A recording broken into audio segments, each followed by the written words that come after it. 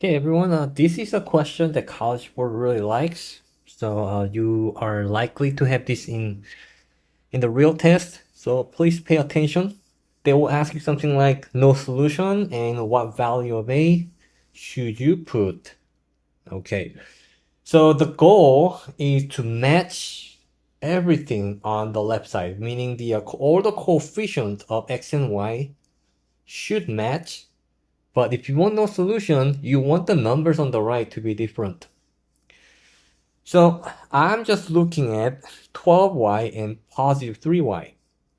I'm just gonna multiply the bottom equation by negative 4. So we have same terms. Negative 12y on top, negative 12y on the bottom.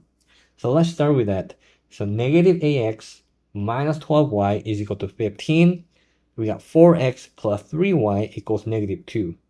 As I had mentioned before, you want to have same throughout here. Everything to be same. But the numbers on the right should not be equal, because if they are equal, we have infinitely many solutions. So let's multiply the bottom by negative 4, negative 4. And it's a good practice that you rewrite everything. I know some of you might just think this is a waste of time to rewrite it. But trust me, first of all, College Board does give you enough time compared to ACT math.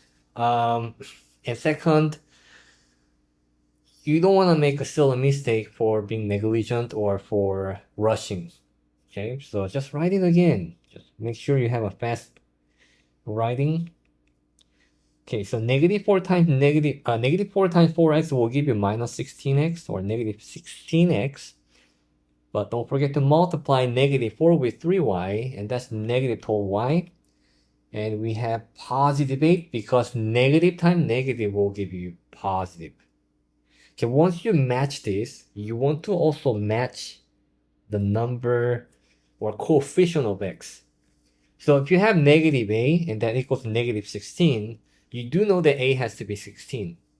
Okay, so what happens if you put x equals 16?